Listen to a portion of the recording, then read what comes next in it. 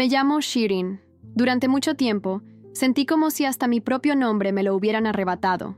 Hoy tengo 27 años, pero es como si una parte de mí se hubiera detenido en el tiempo, congelada a los 17, en ese agosto que partió mi vida en dos, entre un antes que parecía eterno y un después que jamás imaginé. Quiero compartir este viaje contigo, no porque sea fácil, sino porque he descubierto que a veces la luz más brillante emerge de los lugares más oscuros. Crecí en Sinjar, un pueblo rodeado de montañas que para nosotros eran como guardianes sagrados. Allí, entre campos de trigo dorado e historias antiguas transmitidas de generación en generación, estaba mi hogar. Era 2014, tenía 17 años y llevaba el pelo trenzado, como mi madre me había enseñado a hacer desde pequeña, con toda la paciencia y el cariño del mundo. Nuestra casa era sencilla, de adobe blanco, pero impregnada de historia y amor. Mi padre, Khalil, era un hombre de campo. Sus manos estaban marcadas por el trabajo duro, y su mirada siempre reflejaba una calma que me hacía sentir segura. Cada mañana salía al campo, silbando melodías evocadoras que parecían hablarle a la tierra misma. Mi madre, Gulizar, tenía un don para transformar el hilo en arte. Tejía alfombras que encantaban a cualquiera que las viera, mientras cantaba antiguas oraciones de un CD desgastado. Tenía 3 hermanos menores, y juntos crecimos rodeados de las tradiciones de nuestro pueblo. Los festivales G eran mágicos, mujeres vestidas con túnicas blancas bordadas en oro, tambores que resonaban como el latido de la tierra. Los niños pintaron huevos con símbolos antiguos, rojo para celebrar la vida, azul para representar el cielo infinito, verde para recordar que la esperanza nunca muere. Todo formaba parte de nuestra identidad, pero ese verano empezaron a circular rumores por nuestro pueblo. Palabras extrañas como califato e infieles circulaban en las conversaciones de los hombres después de las oraciones. No lo entendí bien, pero vi cómo la expresión de mi padre cambiaba. Se volvió más serio, más distante. Le pregunté a mi hermana Abibi por qué estaba tan preocupado, y ella simplemente respondió: «Solo son rumores. Aquí nunca ha pasado nada. Vivimos en paz». Entonces llegó la noche que jamás olvidaré. Me desperté con voces en el patio trasero. Mi padre hablaba con nuestro vecino Jamil. Escuché palabras sueltas. «Ya vienen. Mosul ha caído. Dicen que no perdonan a los yazidíes». Mi padre negó con la cabeza, como si no pudiera ser real, como si decir no fuera suficiente para detener lo que se avecinaba. Los ancianos empezaron a recordar los viejos tiempos. Mi abuelo contaba las 74 masacres que nuestro pueblo había sufrido a lo largo de la historia. Siempre decía: «Somos como el trigo. Las tormentas nos derriban, pero siempre volvemos a crecer».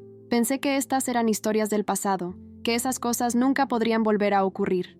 Soñaba con estudiar en Duhok. Quería ser enfermera. Era todo lo que yo siempre había deseado. Y esa última noche, antes de que todo cambiara, cenamos juntos. Mi madre había preparado dolma, rellenando hojas de parra con el mismo cuidado de siempre. Mi padre rezó antes de la comida, agradeciendo a Dios, a quien llamábamos Tagú y Melek, por otro día de paz. Afuera, las montañas Sinjar se alzaban imponentes, como si intentaran protegernos de lo que estaba por venir. El cielo comenzaba a teñirse de violeta, y nunca me habría imaginado que ese sería el último atardecer de mi antigua vida. Esa noche, me quedé dormida escuchando el viento juguetear entre los olivos del patio trasero. El sonido era suave, casi como una canción de cuna que soplaba en el cielo. No sabía, y quizás fue para bien, que ese sería el último momento de verdadera paz que mi corazón conocería. En mis sueños, corría descalzo por los campos con mis hermanos, riendo a carcajadas, mientras el canto de las alondras se mezclaba con nuestras voces. Era una alegría pura y sin nubes, y mientras soñaba, el mundo real ya se preparaba para convertirse en cenizas. En la mañana del 3 de agosto de 2014, todo parecía normal. El sol se alzaba tímidamente tras las montañas sagradas, tiñendo el cielo de suaves tonos rosados y dorados. Las paredes blancas de nuestra casa reflejaban esa luz como si sonrieran. Yo seguía creyendo que sería un día cualquiera. Mi madre ya estaba despierta, como siempre, tarareando una vieja canción mientras preparaba café. El olor a pan recién horneado llenaba la cocina, mezclado con el aroma del té de menta hirviendo en la tetera de cobre. Pero algo era diferente esa mañana. Mi padre aún no se había ido al campo, y eso en sí mismo era extraño.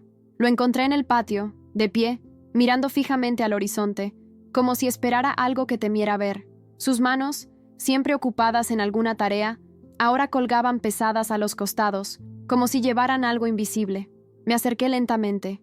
«Baba, ¿qué te pasa?», pregunté, llamándolo por su apodo cariñoso de siempre. Se giró y me miró con ojos que ya no eran los mismos. Había una profunda tristeza en ellos y un miedo que intentó ocultar, pero no pudo. Shirin, toma una bolsita, solo lo esencial. Su voz era baja pero firme. Antes de que pudiera preguntar nada, llegó el sonido, como un trueno lejano que crecía demasiado rápido. Motores, varios. Una fuerte vibración llenó el aire. La sentía en el pecho, en los huesos, en el alma. El ruido se hizo más fuerte, como si la tierra misma temblara de miedo. De repente, nuestro vecino Gamil llegó corriendo, pálido y cubierto de sudor. «Khalil, vienen por la carretera. Camionetas negras, armadas». Fue como si el tiempo se hubiera detenido. El pánico nos invadió como una tormenta sin previo aviso. A mi madre se le cayó la bandeja con las tazas. El vaso se hizo añicos contra el suelo de piedra y el líquido caliente se derramó como oro ensangrentado. «¡Los niños!», gritó mi padre con urgencia. «Ahora, tenemos que irnos ya». Lo que siguió fue un torbellino de miedo y prisa. Mi madre entró corriendo, cogiendo todo lo que pudo. Documentos, dinero escondido, las medicinas de la abuela. Solo podía pensar en 3 cosas. Una foto familiar, el pequeño Corán de Hasidi de mi bisabuelo y el chal bordado que mi madre me había regalado por mi último cumpleaños. Mi hermano Baran lloraba desconsoladamente, abrazado al caballo de madera que nuestro padre le había hecho. Roshin intentó atrapar a nuestro gato, que se escondía debajo de la mesa con los ojos abiertos, reflejando el terror que intentábamos ocultar. Said ayudó a mi padre a subir a nuestra abuela al burro que usábamos para ir al mercado, y entonces llegaron. El ruido se volvió ensordecedor.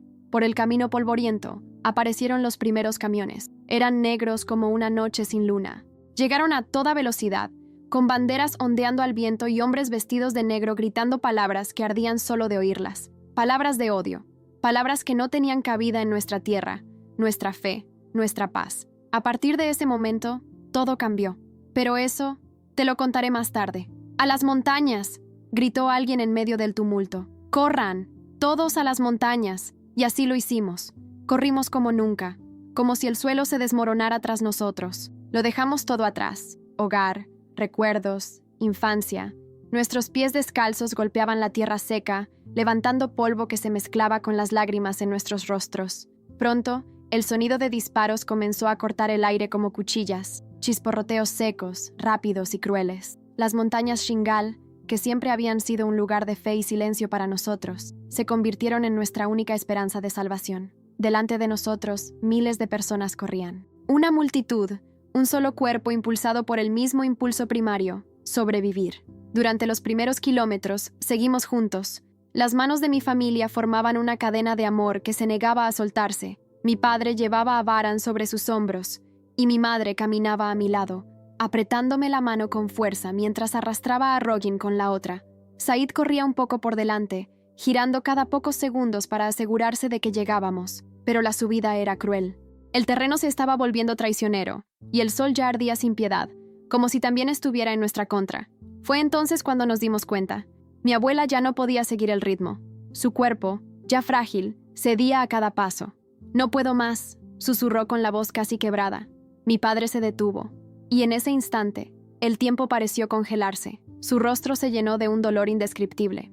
«Khalil, tienes que decidir», dijo Jamil, nuestro vecino, pasando junto a nosotros con sus hijos pequeños. «Quien no pueda seguirnos, que se esconda y espere». Fue cruel, pero era real. La vida se había convertido en un campo de decisiones imposibles. Antes de que mi padre pudiera elegir, el rugido de los motores volvió a resonar, solo que esta vez, más cerca. No era gente huyendo. Eran ellos. Nos habían alcanzado. «¡Corran!», gritó mi padre. «Cada uno por su lado. Nos vemos luego». Hubo pánico. Ruidos. Gritos. Mi madre me apretó la mano con desesperación. «Shirin, si pasa algo, encuentra a tu tía guardiana en Duhok. ¿Lo prometes?». Apenas pude asentir. No había tiempo para nada más. De entre las rocas emergieron vehículos, camionetas negras, cubiertas de polvo y odio. Hombres armados saltaron de la parte trasera, con el rostro cubierto y la mirada dura como el hierro. Era como si ya no fueran humanos. «¡Que nadie se mueva!», gritó uno de ellos en árabe. Su voz fue como un puñetazo en el estómago. Todo se detuvo. Vi a mi madre empujar a Rogin tras una roca, intentando protegerla con su propio cuerpo. Vi a mi padre abrazar a Baran, intentando ocultarlo con los brazos. Said intentó correr, lo intentó, pero uno de los hombres lo agarró del brazo y lo tiró al suelo con la culata de un rifle. ¡Hombres a un lado! ¡Mujeres al otro!, gritó el hombre que parecía ser el líder, alto, con una espesa barba y una profunda cicatriz que le recorría el rostro. Nadie se atrevió a cuestionarlo. La separación fue brutal, no solo física, sino también emocionalmente. Vi cómo empujaban a mi padre y a Said hacia otros hombres y niños yazidíes, con los ojos llenos de miedo, pero intentando mantenerse firmes. Vi a mi madre, Rojin, y a mí siendo arrastrados junto con otras mujeres y niñas. Era como si una parte de mí se desgarrara con cada paso que dábamos para alejarnos de ellos. «¡Padre!», grité, extendiendo todo lo que me quedaba. «¡Padre!». Se giró, y aún rodeado de armas, aún con el rostro sucio y los ojos húmedos, gritó con voz firme: «Shirin, recuerda quién eres. Nunca olvides quién eres». Esas fueron las últimas palabras que escuché de él. Poco después, nos metieron a empujones en camiones cubiertos con lonas.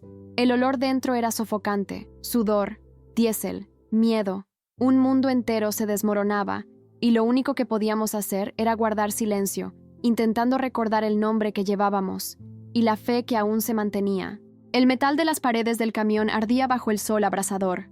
Apenas podíamos tocarlo sin hacernos daño. Nos arrojaron como si ya no fuéramos personas, solo carga. Mujeres de todas las edades estaban apiñadas, algunas llorando en voz baja, otras rezando en voz baja, mientras algunas gritaban los nombres de hijos, esposos, padres, a quienes quizá nunca volverían a ver. Mi madre logró permanecer a mi lado, rodeándome los hombros con el brazo, como si pudiera protegerme del mundo entero.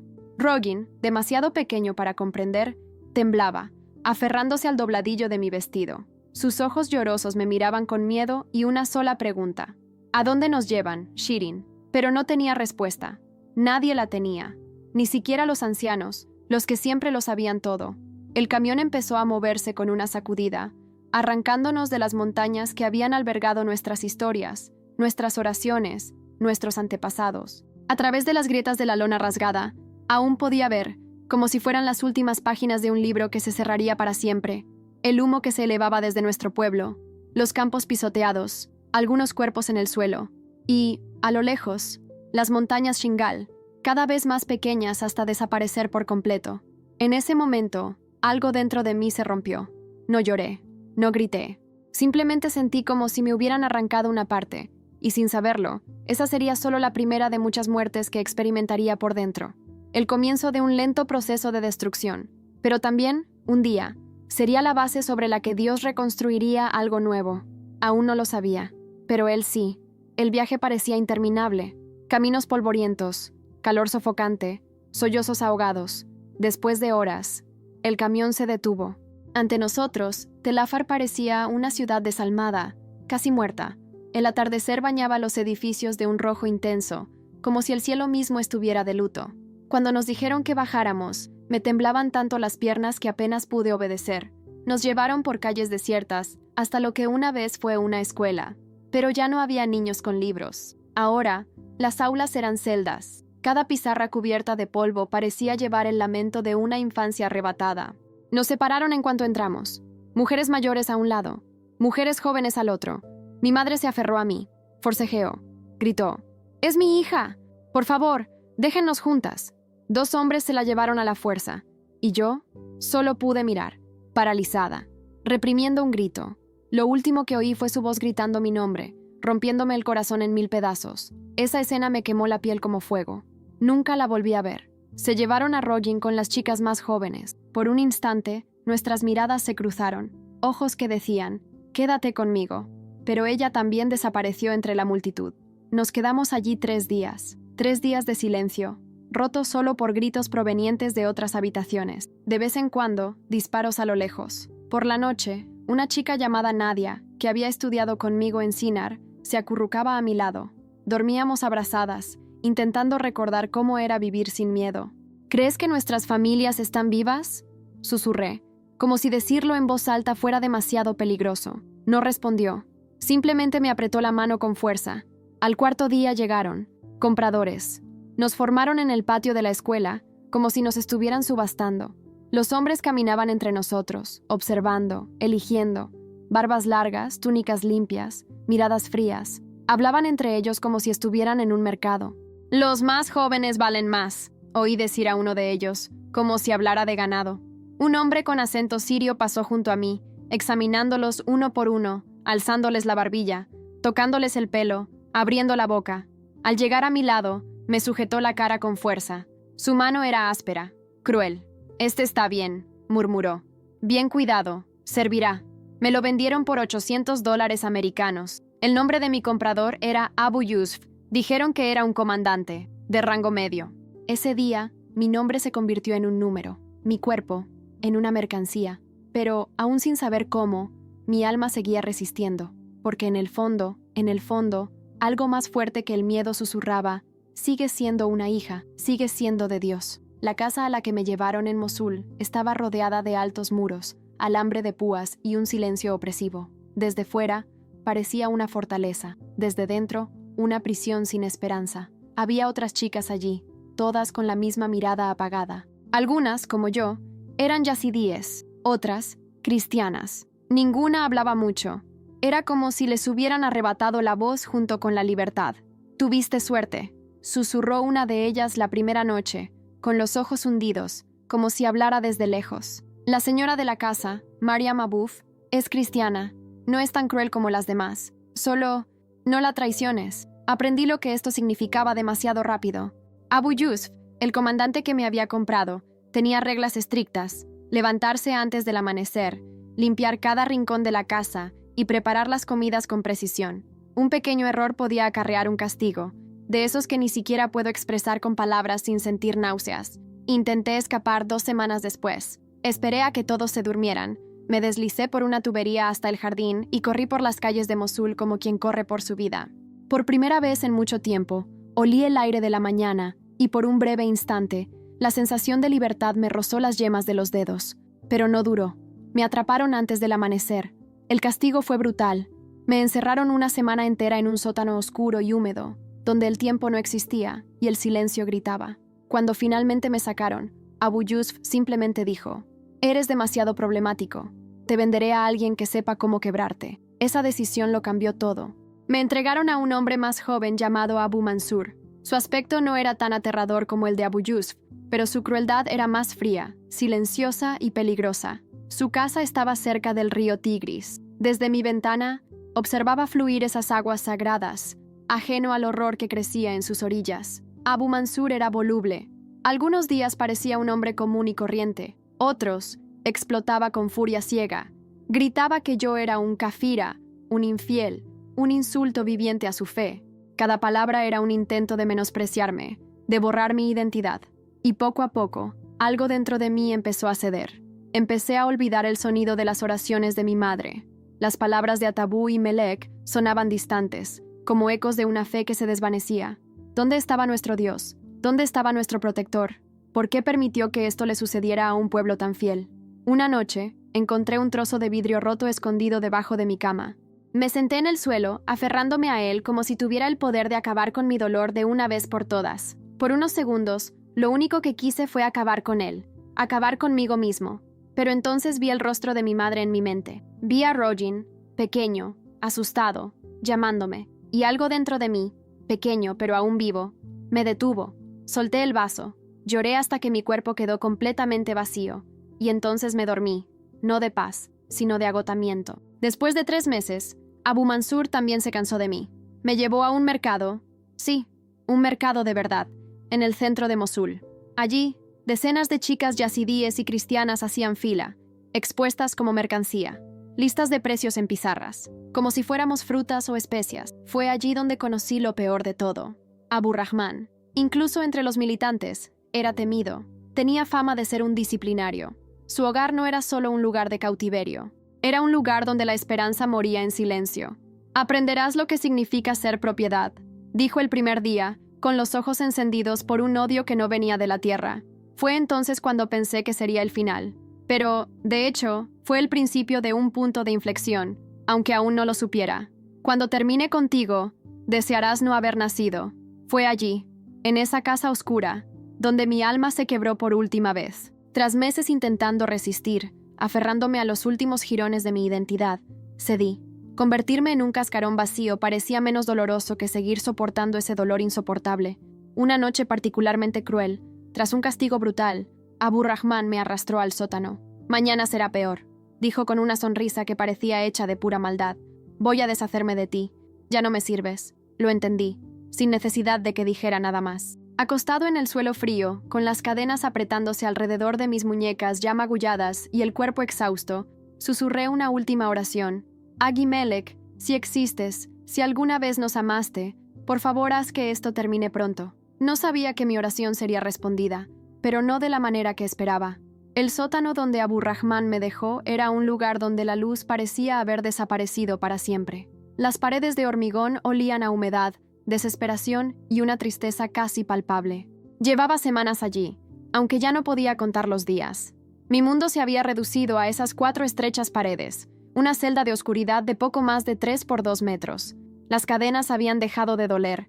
Mi cuerpo había aprendido a ignorar el dolor físico, pero mi alma dolía demasiado. En la infinita soledad, mi mente vagaba por recuerdos que parecían de otra vida. El olor del pan recién horneado de mi madre, la risa contagiosa de Rogin, la voz de mi padre bendiciendo la mesa. ¿Eran solo sueños? Me costaba tanto creer que un amor simple e indoloro pudiera existir de verdad. Abu Rahman venía 2 veces al día, una para dejarme un trozo de pan duro y agua con sabor a óxido, la otra para recordarme lo que era ahora. «No eres nada», dijo con voz seca y fría. «Tu Dios te abandonó porque nunca te amó. Tus padres han muerto. Tu hermana ha muerto. Tú también deberías estar muerta». Ya no respondí. Ni siquiera lloré. Las lágrimas necesitan esperanza, y las mías hacía tiempo que se habían secado. Entonces, una tarde, oí voces arriba, más voces de lo habitual. Abu Rahman hablaba apresuradamente con alguien. No entendía las palabras, pero el tono era diferente, urgente. Pasos apresurados, portazos, silencio. Horas después, bajó al sótano y vi una expresión en su rostro que nunca había visto antes. Miedo mezclado con preocupación. Se quedó allí, mirándome, como si estuviera decidiendo algo crucial. «Los CDO avanzan», murmuró. «Los estadounidenses bombardean. Todo se derrumba». Se agachó cerca de mi cara y su fuerte aliento a tabaco casi me asfixiaba. «¿Sabes lo que esto significa, verdad, Kafira? No puedo llevarte conmigo. No puedo dejarte aquí para que te encuentren los CDO», dijo, con los ojos brillantes de firme resolución. «Mañana, todo termina. Tu sufrimiento, mis problemas contigo, todo terminará». Se fue sin decir una palabra más, pero el mensaje era claro. El fin se acercaba. Esa noche, algo inesperado ocurrió en mi corazón destrozado. En lugar del miedo sofocante que esperaba, una extraña calma me invadió. Por primera vez en meses, no había lucha, ni resistencia, ni dolor que temer. Era como flotar en agua tibia después de tanto tiempo luchando contra las tormentas. Cerré los ojos y dejé que mi mente vagara. Un último viaje a los dorados campos de trigo de Sinar. Vi a mi joven madre, riendo mientras perseguía a Baran por el jardín. Vi a mi padre enseñándome las diferentes variedades de trigo. «La tierra siempre devuelve lo que sembramos con amor, Habibi», solía decir. Pensé en Rogin, mi hermana pequeña, con sus sueños de ser maestra, y me pregunté si habría tenido la oportunidad de enseñar, incluso a tan corta edad, antes de todo lo que le sucedió. Mientras estos recuerdos danzaban en mi mente, algo sorprendente ocurrió.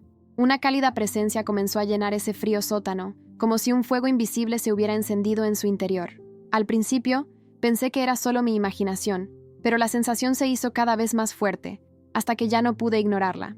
Me incorporé, y las cadenas tintinearon suavemente. Por primera vez en semanas, mi corazón latía con algo más que miedo. Una silenciosa esperanza, como si algo verdaderamente trascendental estuviera a punto de suceder. Entonces lo vi. Primero, una luz tenue en el rincón más oscuro del sótano. Poco a poco, se hizo más brillante y empezó a tomar forma. Era la silueta de un hombre, pero diferente a cualquier otra que hubiera visto. Vestía una túnica blanca que parecía hecha de luz. Cuando me miró, sus ojos reflejaban toda la compasión que creía haber perdido. Se acercó lentamente, sus pasos silenciosos sobre el suelo húmedo. Cuando estuvo cerca, pude ver claramente su rostro. Joven, eterno, hermoso, pero marcado por un profundo dolor que de alguna manera entendí perfectamente. Shirin, su voz era como agua fresca en el desierto. «¿Quién eres?», pregunté, con la voz ronca por el silencio. Él sonrió, y en esa sonrisa había más luz que todas las estrellas que había visto en las montañas de Shinar. «He estado contigo en cada momento de dolor», dijo. «Estuve presente cuando te separaron de tu familia. He estado en cada casa a la que te vendieron. He estado aquí, en este sótano, llorando contigo cada noche». Se arrodilló ante mí, ignorando las cadenas y la suciedad. Sus manos, marcadas por extrañas cicatrices en las palmas, se extendieron hacia mí, sin tocarme, pero sentí su calor. «Este no es tu fin todavía», dijo con una voz tan potente que hasta las paredes parecieron oírlo. «Tu historia no termina aquí, hija mía. Tienes un propósito más grande que todo este dolor». «No lo entiendo», balbuceé mientras las lágrimas corrían por mi rostro por primera vez en semanas. «¿Por qué? ¿Por qué me pasó todo esto?», pregunté con voz temblorosa y un nudo en el pecho. Sus ojos se llenaron de profunda tristeza, pero también albergaban una luz de esperanza que parecía casi imposible en ese lugar. «Soy el único Dios verdadero, Shirin», respondió con calma. «Aunque no puedas entenderlo ahora, estuve presente en medio de toda esta oscuridad. El sufrimiento que experimentaste no provino de mí, sino de las malas decisiones de corazones humanos que se entregaron al mal», continuó, con una firmeza que parecía penetrar las frías paredes del sótano. «Puedo usar hasta el dolor más grande y transformarlo en instrumentos de mi gloria». Extendió su mano hacia mí, y aunque no me tocó, la sentí como una suave brisa acariciando mi piel, una calidez inexplicable en medio de ese frío. «Cuando pienses que todo ha terminado, recuerda mis palabras. Aún no es el final para ti. Mantén los ojos abiertos, mantén tu corazón preparado, porque estoy a punto de hacer algo nuevo». La luz a su alrededor empezó a cegarme, y tuve que cerrar los ojos para no perderme en su resplandor. Cuando los abrí, había desaparecido, pero la sensación de su presencia permanecía, firme y reconfortante. Por primera vez en meses, no me sentí sola. Esa noche logré dormir. No hubo pesadillas ni miedo. Soñé con vastos campos de trigo bajo un cielo dorado, y una suave voz susurró repetidamente: «Aún no es tu fin». Desperté antes del amanecer con una claridad que no había sentido en mucho tiempo. El sótano seguía igual, frío, húmedo, con las cadenas apretándome las muñecas. Pero algo dentro de mí había cambiado. Era como si hubiera despertado de una larga pesadilla a un sueño diferente, lleno de esperanza, de una clase que no puedo explicar. Las palabras de aquel hombre de la túnica blanca resonaban en mi mente, reverberando como un mantra sagrado. «Aún no es tu fin». Repetí esas palabras, saboreando cada sílaba como si fuera miel. No sabía quién era realmente, pero su presencia había encendido una pequeña llama en mi corazón, donde antes solo había cenizas frías. Oí los pesados pasos de Abu Rahman bajando las escaleras y, por primera vez, no sentí el pánico habitual. Mi cuerpo aún temblaba, pero mi alma estaba en un lugar donde él no podía alcanzarme. «Hoy es el día», anunció, entrando con una sonrisa cruel en el rostro. Tenía algo en la mano, algo que preferí no mirar directamente. «He decidido que es hora de librarme del problema en el que te has convertido». Se detuvo frente a mí, esperando ver el miedo que siempre le gustaba provocar, pero al cruzar su mirada con la mía, frunció el ceño, desconcertado. «¿Qué te pasa, Kafira?», gruñó. «¿Por fin te has vuelto loca?». No respondí. En cambio, fijé la mirada en la pequeña ventana del sótano. Un rayo de luz matutina se filtraba entre los barrotes, proyectando un brillo dorado que me recordó la luz en el rostro de aquel hombre. Era una señal, lo sabía. Una señal de que, a pesar de todo, mi historia aún no había terminado. Abu Rahman siguió mi mirada y me dio una bofetada rápida para llamar mi atención. «Te hablo a ti, zorra Yazidi». El golpe me dolió, pero el dolor se sentía distante, como si viniera de otra persona. Hablé con calma, para mi propia sorpresa. «Todos estos meses te he tenido miedo. Miedo de lo que pudieras hacerme, miedo de lo que todo esto podría significar». Se acercó, intrigado, quizá incluso con recelo. Era la primera vez en semanas que me atrevía a hablar así. Continué. «Anoche me visitaron. Me dijeron que aún no es mi fin». Abu Rahman soltó una risa áspera que resonó en las frías paredes del sótano. «¿Ahora tienes visiones? ¿Te va a salvar tu Dios?». «No», respondí con firmeza. «No es un Dios cualquiera.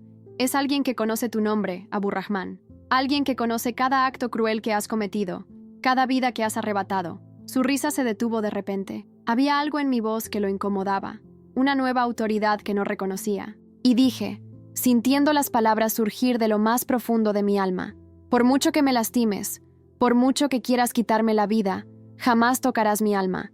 Esa parte es suya». Abu Rahman me golpeó de nuevo, esta vez con más fuerza. «Cállate, no quiero oír tus tonterías». Pero no me detuve. Las palabras brotaron como un río imparable. Me dijo que cuando todo esto terminara, cuando la oscuridad finalmente se disipara, mi historia se contaría, y a través de ella, muchos encontrarían esperanza. «¡Basta!», gritó, pero había algo en su mirada que nunca antes había visto. No era ira ni crueldad, era miedo. un miedo profundo que trascendía lo físico. Se giró y empezó a subir las escaleras, pero se detuvo en el último escalón. «Esta tarde», dijo sin mirar atrás, «cuando el sol esté alto y el calor sea insoportable, todo acabará». Cuando se fue, me quedé allí sentada, sintiendo una extraña paz que llenaba el vacío que había dejado atrás. Pensé en mi familia, mi pueblo, todas las niñas yazidíes que habían sufrido el mismo horror que yo. Pensé en las que no sobrevivieron, en las que nunca verían un nuevo amanecer, y recordé las palabras de aquel hombre de blanco. «Estoy a punto de hacer algo nuevo». Las horas transcurrían lentamente. Oía voces apresuradas arriba, el sonido de objetos arrastrados. Algo estaba sucediendo, algo que ponía nerviosos a Abu Rahman y a sus hombres. A través de la pequeña ventana, vi cómo el cielo cambiaba de color, como si se acercara una tormenta. A media tarde, comenzaron los ruidos, al principio tenues, como un trueno lejano, luego más cercanos, más fuertes. Explosiones, bombas cayendo no muy lejos. El edificio se estremeció con cada impacto. Abu Rahman bajó corriendo las escaleras, pálido y sudoroso. «Maldito CDO», murmuró. «Los estadounidenses están bombardeando toda la ciudad». Me miró, y ahora había un miedo evidente en sus ojos. «Quizás debería esperar, más por mí que por ti. Quizás debería llevarte conmigo, usarte como escudo». Las explosiones se acercaban. Una fue tan potente que las luces del sótano parpadearon y cayó polvo del techo. Abu Rahman maldijo furioso y volvió corriendo escaleras arriba, gritando órdenes apresuradas a sus hombres. Estaba solo de nuevo, pero esta vez la soledad tenía un sabor diferente. Era como si Dios hubiera limpiado ese espacio de todo mal, dejando solo lo que quedaba dentro de mí, el dolor y mi cuerpo destrozado. Cerré los ojos y comencé a rezar. Ya no llamé a Tagus ni a Melek, sino al hombre de blanco que, con su presencia, había llenado mi celda. «No sé quién eres», susurré suavemente, «pero si de verdad puedes hacer algo nuevo, si puedes transformar incluso esta oscuridad en luz para tu gloria, estoy listo. Haz lo que debas». La respuesta no llegó en palabras, sino en un profundo sentimiento que llenó todo mi ser. Fue un amor, puro, inmenso y poderoso, que desvaneció años de sufrimiento en un instante. Un perdón que no era solo para mí, sino también para quienes me habían lastimado. Era una esperanza tan brillante que borró toda sombra que había conocido, y allí, en esa presencia, esperé el amanecer del día más importante de mi vida. Al amanecer, trajo consigo un sonido que jamás olvidaré, el penetrante zumbido de los proyectiles en el aire, seguido de explosiones que sacudieron el suelo bajo los cimientos de aquella casa. Las bombas de la coalición caían sin cesar, avanzando implacablemente como una tormenta. Abu Rahman bajó al sótano 3 veces en las primeras horas, cada vez más nervioso y sudoroso. Le temblaban las manos mientras revisaba las cadenas que me ataban, como si esperara encontrarme libre. «Es tu culpa», gritó la última vez que apareció. Sabíamos que era una acusación sin sentido, pero necesitaba desahogar su ira. Sus palabras rebotaron en las paredes húmedas sin llegar a mí. Desde que conocí al hombre de blanco, algo dentro de mí había cambiado. Era como si hubiera creado una armadura invisible que repelía el veneno de sus palabras. Alrededor del mediodía, oí voces apresuradas arriba. Abu Rahman gritaba órdenes. Sus pasos resonaban por el pasillo mientras preparaba su escape, tomando sus pertenencias y destruyendo cualquier cosa que pudiera incriminarlo. El rugido de los motores que arrancaban en el patio se mezcló con el silencio que repentinamente llenó la casa. Era un silencio absoluto, algo que no había oído en meses, ni siquiera el goteo constante de la tubería rota. Parecía que el mundo había contenido la respiración. Y fue en ese momento, en esta tensa quietud, que oí un silbido agudo que rasgaba el aire, dirigiéndose directamente hacia nosotros. Mi corazón se aceleró, no por miedo, sino por una extraña e intensa anticipación. Las palabras del hombre de blanco resonaron en mi interior. Mantén los ojos abiertos, mantén el corazón preparado. Y entonces se produjo la explosión, un rugido ensordecedor que lo destrozó todo a mi alrededor en una sinfonía de cristales rotos, madera agrietada y hormigón astillado. La fuerza del impacto me arrojó contra la pared trasera del sótano. Las cadenas se me clavaron en la piel y me dolieron las muñecas por la tensión, pero algo dentro de mí, en ese instante, supo que era el comienzo de algo nuevo. Por un instante, todo a mi alrededor se perdió en la oscuridad y el estruendo. Me sentí como si estuviera en medio de un terremoto. Cuando el ruido finalmente se apagó, me di cuenta de que estaba cubierto de polvo y escombros, tosiendo mientras mis pulmones luchaban por filtrar el aire pesado y sofocante. Pero algo increíble había sucedido. La pared donde estaban fijadas mis cadenas se había derrumbado parcialmente, y los ganchos de metal que me aprisionaban se habían desprendido del hormigón. Era libre. Me quedé allí, inmóvil, durante varios segundos, incapaz de comprender lo que había sucedido. Mis manos, aún marcadas por las cadenas en las muñecas, se movían libremente por primera vez en meses. Un milagro tan absurdo que mi cerebro se negaba a creerlo. Una viga había caído en diagonal sobre el sótano, formando una especie de rampa improvisada que conducía al agujero en el techo creado por la bomba. A través de la abertura, pude ver fragmentos de cielo azul entre las oscuras nubes de humo. Aún no es tu fin. Las palabras del hombre de blanco resonaron en mi interior, dándome el valor para actuar. Mis movimientos eran torpes, consecuencia de meses de prisión, pero comencé a trepar los escombros hacia la luz. Cada paso me dolía. Mis piernas debilitadas temblaban bajo el peso de mi cuerpo. Las cadenas aún colgaban de mis muñecas y se enganchaban en trozos de hormigón, pero no me rendí. Cuando por fin salí del agujero, la escena que tenía ante mí parecía el fin del mundo. La casa de Abu Rahman era un esqueleto carbonizado, con vigas retorcidas apuntando al cielo como dedos acusadores, y el aire estaba tan denso de humo y polvo que respirar era un reto. Pero estaba fuera, era libre. Tambaleándome, me quedé allí, intentando asimilar la realidad. El sol de la tarde brillaba a través del humo, y aunque olía a destrucción, para mí olía a esperanza. Fue entonces cuando oí voces que se acercaban, pánico, gritos que me recordaron que aún estaba en territorio hostil, donde cualquiera podía ser tan cruel como Abu Rahman. Con las pocas fuerzas que me quedaban, eché a correr, o algo parecido. Era un trote torpe, como el de alguien que hace tiempo había olvidado cómo usar sus propias piernas. Las cadenas traqueteaban y resonaban con cada paso, y tenía que detenerme periódicamente para recuperar el aliento. Pero aún así, seguí adelante, impulsado por una determinación que provenía de algo más profundo que mi carne herida. Las calles de Mosul eran un laberinto de ruinas. Edificios enteros se habían derrumbado, formando montañas de escombros que bloqueaban el paso. Los cables eléctricos colgaban como serpientes muertas, y el aire estaba impregnado de un penetrante olor a gas y humo quemado. Encontré un precario refugio en los escombros de una vieja tienda textil. Las sedas de colores, ahora grises por el polvo, eran el único vestigio de la vida que alguna vez existió allí. Desde ese escondite, oía el sonido de vehículos militares acercándose. No tenía ni idea de si eran soldados del CDO, tropas iraquíes u otros militantes, pero no podía arriesgarme a echar un vistazo. Durante 3 días, me escondí entre las ruinas de Mosul, moviéndome solo de noche, bebiendo de los charcos formados por las tuberías rotas y comiendo lo que encontraba en las casas abandonadas. Las cadenas eran un tormento constante. El sonido metálico podía delatar mi posición en cualquier momento. Tras mucho forcejeo, logré romper una con una piedra afilada, pero la otra seguía firmemente sujeta a mi muñeca izquierda. La tercera noche, mientras me refugiaba en el sótano de una casa bombardeada, oí voces que hablaban kurdo, CDO. Mi corazón se aceleró. Kurdo era la palabra de la libertad, del alivio, pero también conllevaba el peligro de ser confundido con un combatiente. Tomé la decisión más arriesgada de mi vida. Salí de mi escondite con las manos en alto. «Yazidi», grité en kurdo, con la voz ronca y casi irreconocible. «Soy Yazidi de Shinar». Las linternas me iluminaron, cegándome por un momento. Oí jadeos de sorpresa y pasos rápidos que se acercaban. Al acostumbrarme a la luz, vi rostros que no reflejaban hostilidad, solo asombro y compasión. «¿Cómo es posible?», murmuró un comandante de los CDO, un hombre de barba canosa. «¿Has estado escondida aquí todo este tiempo?». No pude responder. Las palabras se me ahogaban en la garganta, y solo pude llorar.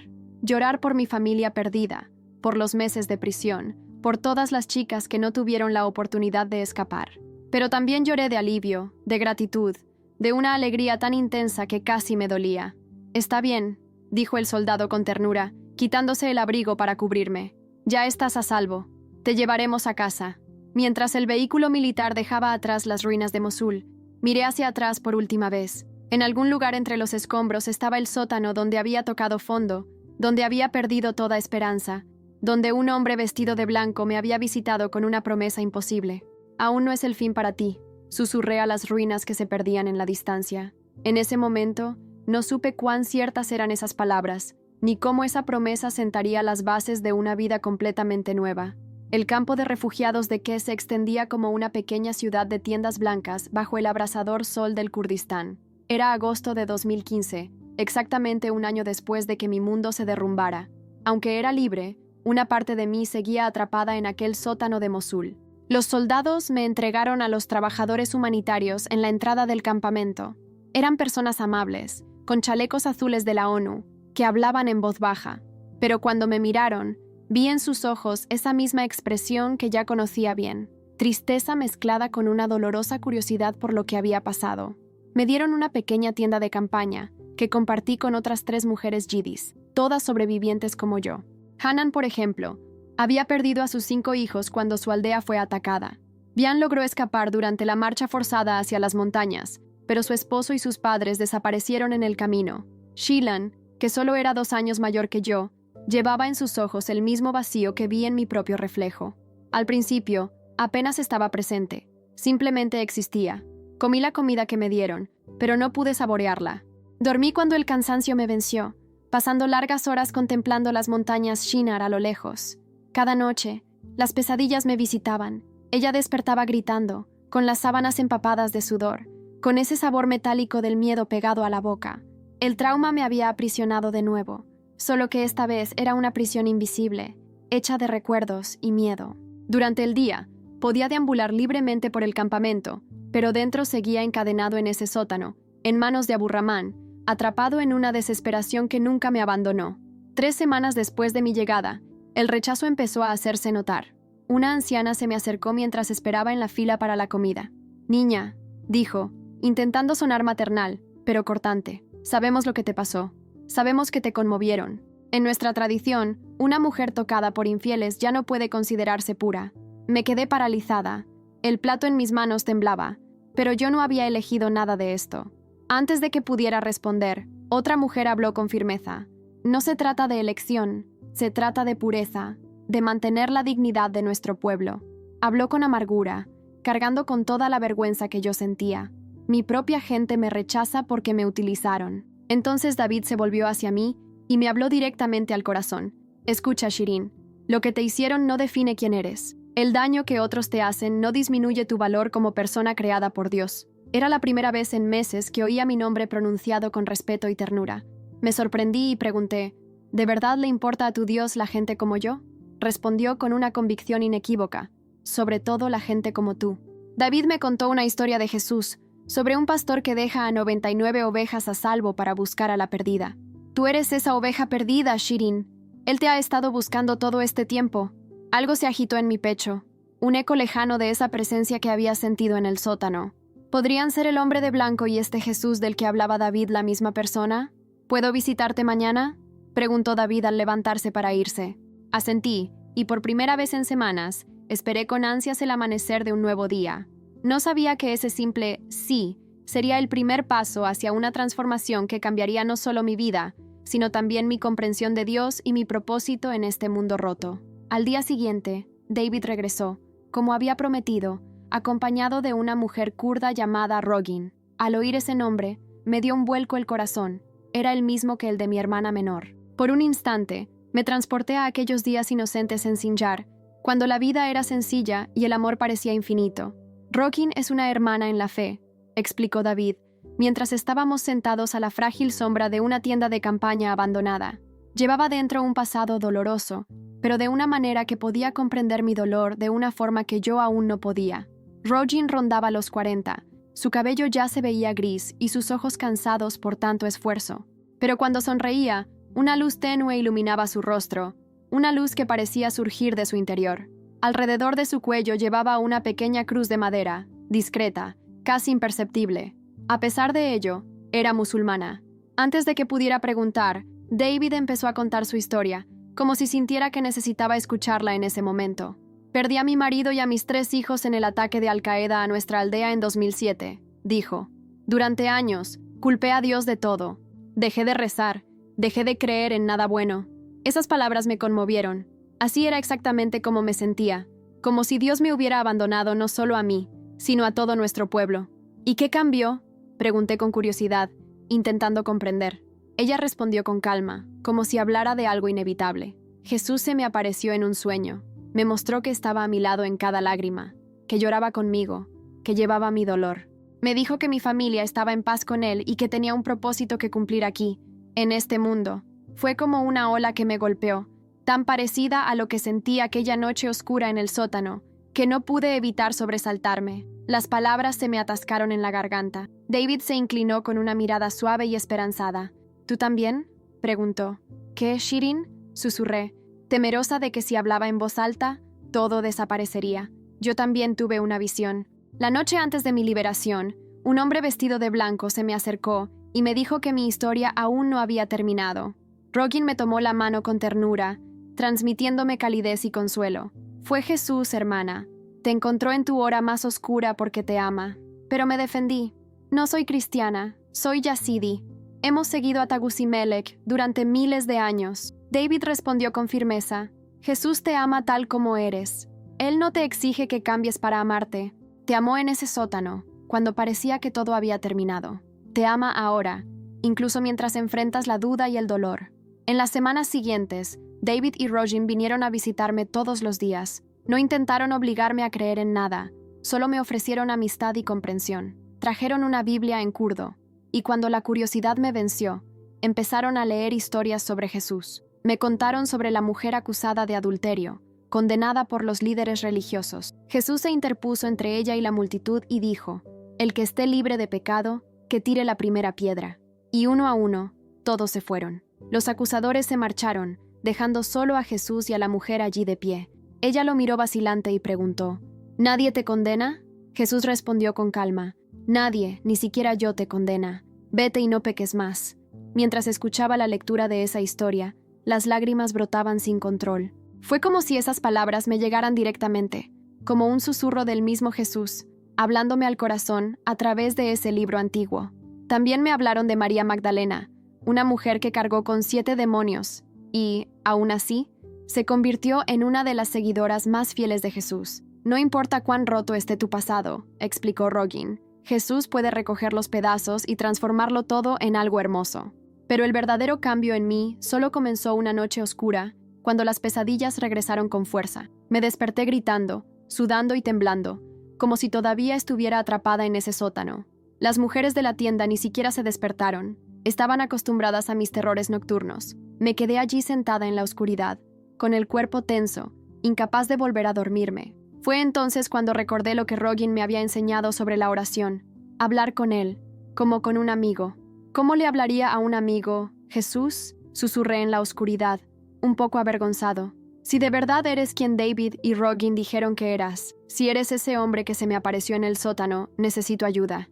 Ya no puedo vivir con este miedo.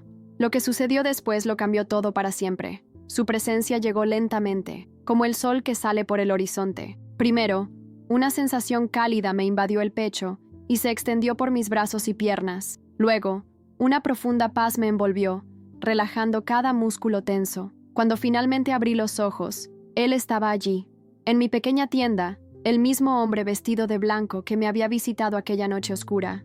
Sus ojos estaban llenos de esa compasión infinita, su sonrisa llena de la ternura que había roto mi desesperación. Sentí mi voz salir ligera, como agua que refresca un alma reseca. «Jesús», dije, esta vez sin dudarlo. Se sentó en el suelo a mi lado, con naturalidad y calma. Le dije, «Aún no es el final. ¿Entiendes por qué no ha terminado del todo?». Sonrió, extendió las manos, y por primera vez pude ver las cicatrices en sus palmas, brillando con una luz tenue. «Estas heridas», dijo, «las soporto por ti, por tu dolor, por la vergüenza que te hicieron sentir, por cada lágrima que derramaste». Temblé, pero mi propia gente me rechaza, confesé. «Dicen que he perdido mi pureza». Sus ojos se llenaron de tristeza, pero también de firmeza. «Estuve contigo cada vez que te dolía. Lloré cuando llorabas, sangré cuando sangraste», dijo con voz llena de ternura. «Nada de lo que te hicieron disminuyó mi amor. Eres preciosa para mí, Shirin. Eres pura, porque te purifiqué con mi sangre». Las lágrimas comenzaron a correr por mi rostro, pero no eran lágrimas de dolor, sino de alivio, de una libertad que no había conocido en mucho tiempo. «¿Y ahora? ¿Qué quieres que haga?», pregunté con voz temblorosa. Él respondió suavemente, «Quiero que me perdones». Mi cuerpo se tensó. ¿Perdonar? No porque lo merezcan, sino porque necesitas ser libre. El odio que albergas hacia Abu Rahman, hacia todos los que te hicieron daño, es una cadena invisible que aún te ata. protesté. Aunque sea libre, no puedo. Es imposible perdonar todo lo que me hicieron. No puedes, aceptó con calma. Pero yo sí. Si me permites obrar a través de tu corazón, mi amor logrará lo imposible. Sus manos envolvieron las mías, y sentí un calor que pareció llenarme, una fuerza que me fortaleció por dentro. Te daré un corazón nuevo, Shirin. Un corazón capaz de amar incluso a tus enemigos, de perdonar lo imperdonable y de ayudar a quienes, como tú, han sido heridos. Mi voz se quebró al preguntar qué era lo que más temía. Él sonrió aún más suavemente y dijo: Tu padre y Said están conmigo. Murieron defendiendo la fe, y los acogí como héroes. Tu madre y Rogin están vivos, Shirin. Están en un campo de refugiados en Alemania. Algún día los encontrarás. Una alegría tan intensa me inundó que sentí que el pecho casi me reventaba. Te lo prometo, añadió. Pero primero, tienes una misión aquí.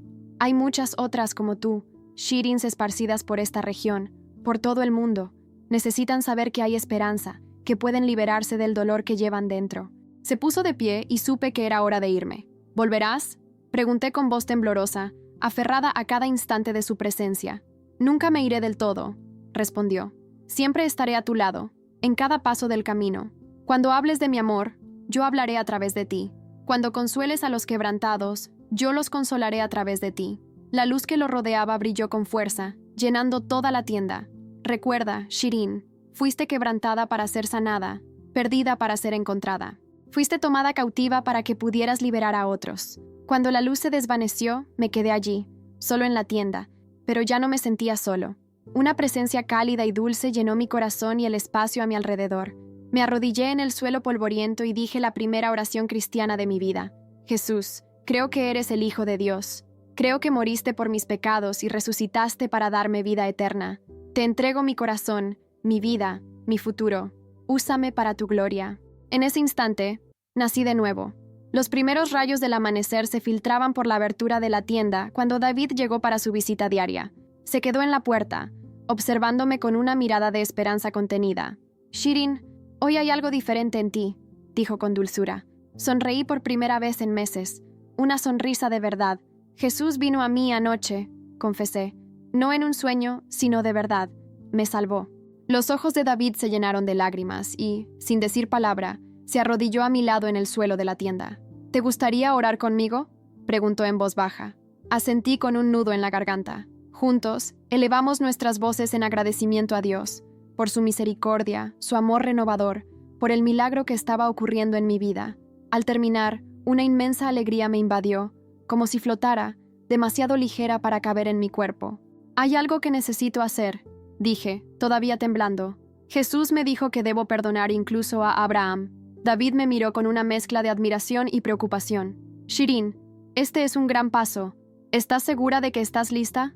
No, confesé, pero él prometió hacer lo imposible a través de mí, y confío en él. Esa tarde, armé de valor para un acto que sabía que causaría revuelo en el campamento. Pedí permiso para hablar en la reunión comunitaria semanal, el momento en que los refugiados se reunían para hablar de sus penurias y necesidades diarias. Cuando me llamaron, caminé hacia el centro de la tienda. Miré a más de 200 personas, yazidis, cristianos, musulmanes, todas víctimas de las mismas crueldades. Mi corazón latía con tanta fuerza que parecía que todos lo oían. Me llamo Shirin Taalo, comencé con la voz ligeramente temblorosa. Soy de Sinjar, y durante 13 meses fui prisionera del ISIS. Un murmullo recorrió la multitud. Algunos se acercaron para oír mejor, otros apartaron la mirada, incómodos. Vine aquí esta noche para contarles un milagro, continué, cobrando fuerza con cada palabra. No solo el milagro de mi escape, que también fue obra de Dios, sino el milagro que Jesús obró en mi corazón. Los susurros se hicieron más fuertes, y una mujer yazidi se puso de pie con voz firme. ¿De qué hablas, niña? Has perdido la razón y el honor. Sus palabras fueron como un cuchillo, pero recordé lo que Jesús me había dicho sobre mi verdadero valor, ese que nadie puede arrebatármelo. No he perdido la razón, respondí con calma. He encontrado la verdad. Jesús me encontró en mi hora más oscura y me mostró que mi valor no depende de lo que me hicieron, sino de cuánto me ama. «¡Eres un traidor!», gritó alguien detrás de mí. «Has abandonado la fe de nuestros antepasados». Respiré hondo, pidiéndole a Jesús que guiara mis palabras. «No he abandonado nada verdadero», dije con firmeza. «He encontrado al Dios verdadero, el creador de las montañas de Sinjar, a quien nuestro pueblo siempre ha amado, quien depositó las tradiciones más hermosas en nuestros corazones. Me acerqué al centro del círculo para que todos pudieran verme con claridad. Pero hay algo más que necesito decir, algo difícil de entender, dije haciendo una pausa. Perdoné a Abraham, perdoné a todos los hombres que me compraron y me vendieron. Los perdoné por lo que le hicieron a nuestro pueblo. El silencio que llenaba el espacio era casi palpable, hasta que se convirtió en un clamor de voces llenas de dolor e indignación. «¡Esto es imposible!», gritó un joven con el rostro desencajado por la rabia. «¡Deben pagar por lo que hicieron!», gritó una mujer. «Nos traicionaron a todos. Los muertos exigen justicia». Las palabras resonaron con una fuerza casi asfixiante. Esperé a que el ruido se calmara antes de continuar, con voz firme pero tranquila. No digo que no deba haber justicia. Lo que digo es que el odio que albergamos nos está destruyendo desde dentro, igual que intentaron destruirnos de fuera. Mis ojos se encontraron con los de la mujer que había gritado con más vehemencia. «Hermana, yo también cargué con ese odio. Me consumía, me quitaba el sueño, me hacía sentir prisionera, incluso después de mi escape. Pero cuando Jesús me enseñó a perdonar, fue como si rompiera esas cadenas invisibles que me retenían», expliqué. Un hombre de mediana edad, con el rostro marcado por la pérdida de su esposa e hijos, alzó la voz con dolor. «¿Cómo puedes preguntar esto? ¿Cómo podemos perdonar a quienes destruyeron todo lo que amamos? No te pido que perdones con tus propias fuerzas», respondí. «Hablo de un Dios que nos da lo imposible, la fuerza para perdonar cuando parece imposible. Jesús me dijo que estaba quebrantado para ser sanado y llevado cautivo para liberar a otros». La pregunta surgió de otra voz. «¿Y la justicia?». «La justicia llegará», aseguré. «Pero la venganza solo genera más venganza. El odio solo alimenta más odio. Si queremos un futuro diferente para nuestros hijos, debemos romper este ciclo». Entonces, una joven que había permanecido en silencio se levantó. La reconocí como Nadia, una de las chicas con las que había estudiado en la prisión de Tel Afar, que había escapado durante un bombardeo meses después. Con voz temblorosa, dijo: «Shirin, yo también tuve sueños. Sueño con un hombre de luz que me dice que no todo está perdido. ¿Crees que podría ser igual?», preguntó. Sentí que se me llenaban los ojos de lágrimas, esta vez de alegría. «Sí, hermana, Jesús también te llama». La reunión terminó en un ambiente dividido. Algunos se alejaron con amargura, otros se acercaron con curiosidad, pero en el fondo, sabía que había plantado una semilla y que Jesús la haría crecer. En las semanas siguientes, comencé a reunirme con un pequeño grupo de refugiados que deseaban aprender más sobre Jesús. Nos reuníamos en una tienda de campaña abandonada en las afueras del campamento, leyendo la Biblia, orando y compartiendo historias de dolor y esperanza.